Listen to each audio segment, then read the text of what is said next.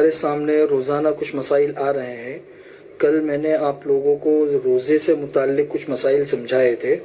اور یہ بات بتائی تھی کہ کچھ اعذار ایسے ہیں جس کی وجہ سے روزہ وقتی طور پر چھوڑنے کی اجازت ہے، پھر بعد میں یا تو اس کا فدیہ ہوگا یا تو اس کی قضا ہوگی۔ فدیہ تو اس وقت ہوتا ہے جبکہ انسان مکمل طور پر ایسا معذور ہو کہ آئندہ کبھی اس کو صحت ملنے کی امید نہ ہو، تو اس وقت میں فدیہ ہے، اور اگر آئندہ کبھی بھی صحت مل جائے تو پھر قضا رکھنا ضروری ہے۔ پھر یہ بھی بتایا تھا کہ 9 اعذار ہے، ان میں سے ایک اہم عذر جو ہے وہ بیماری ہے۔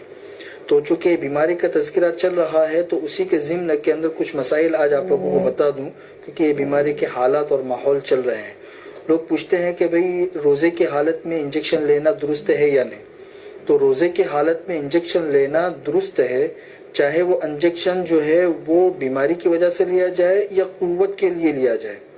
البتہ اتنا ہے کہ قوت اور طاقت پہنچانے کے لیے جو انجیکشن لیا جاتا ہے وہ روزے کی حالت میں لینا بہتر نہیں ہے، اس لیے کہ اس سے روزے کا مقصد فوت ہو جاتا ہے۔ روزے کا مقصد یہ ہے کہ انسان کمزور پڑے اور اس کی نفسانی خواہشات کمزور پڑے، اور قوت کا انجیکشن لینے کی وجہ سے یہ مقصد پورا نہیں ہوتا ہے، اس لیے بہتر نہیں ہے، لیکن اس سے روزہ نہیں ٹوٹے گا۔ اسی طریقے سے روزے کی حالت میں گلوکوز چڑھانا،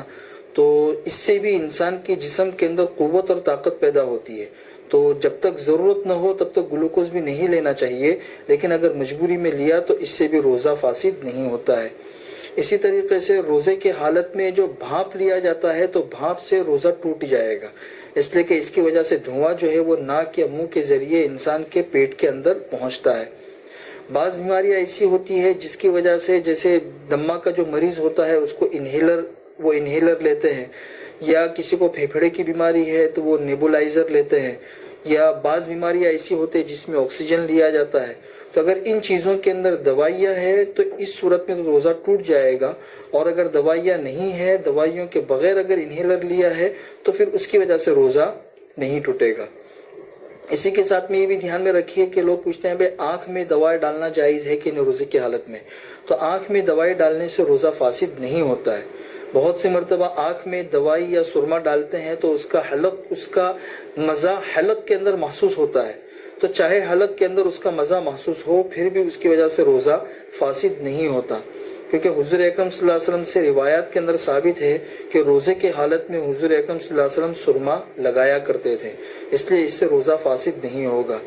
ہاں البتہ ناک میں جو دوائی ڈالی جاتی ہے تو اس کی وجہ سے روزہ فاسد ہو جائے گا، اس لیے کہ ناک سے براہ راست پیٹ تک کا راستہ موجود ہے۔ بہت سے بیماروں کو آپ نے دیکھا ہوگا کہ منہ اگر ان کا بند ہے تو ناک کے ذریعے سے ان کو غذا جو ہے وہ پیٹ کے اندر پہنچائی جاتی ہے، تو یہ راستہ موجود ہونے کی وجہ سے ناک میں اگر دوائی ڈالی جائے گی تو اس سے روزہ فاسد ہو جائے گا۔ لیکن صرف وکس لگائیے، وکس جو ہوتی ہے، اور وہ ناک کے صرف نتنوں بہت اندر تک نہیں لگائی، صرف باہر کے حصے میں لگائی ہے، تو اس سے روزہ فاسد نہیں ہوگا۔ یہ وکس لگانا ایسا ہی ہے جیسے روزے کی حالت میں کوئی خوشبو سونگھنا، تو خوشبو سونگھنے سے روزہ فاسد نہیں ہوتا ہے۔ اسی طرح کان ہے تو کان میں دوائی ڈالنے سے روزہ فاسد ہوتا ہے یا نہیں؟ اگر کسی انسان کے کان کا پردہ بالکل صحیح سالم ہے تو روزے کی حالت میں دوائی ڈالنے سے روزہ فاسد نہیں ہوگا، اور اگر کان کا پردہ پھٹا ہوا ہے تو پھر روزے کی حالت میں دوائی ڈالنے سے احتیاط کرنا چاہیے۔ بعض فقہا کے نزدیک اس صورت میں روزہ فاسد ہو جاتا ہے۔ آخری مسئلہ سمجھ لو کہ آج کل یہ ہمارے سامنے جو وائرس چلا ہوا ہے تو اس کے ٹیسٹ ہوتے ہیں،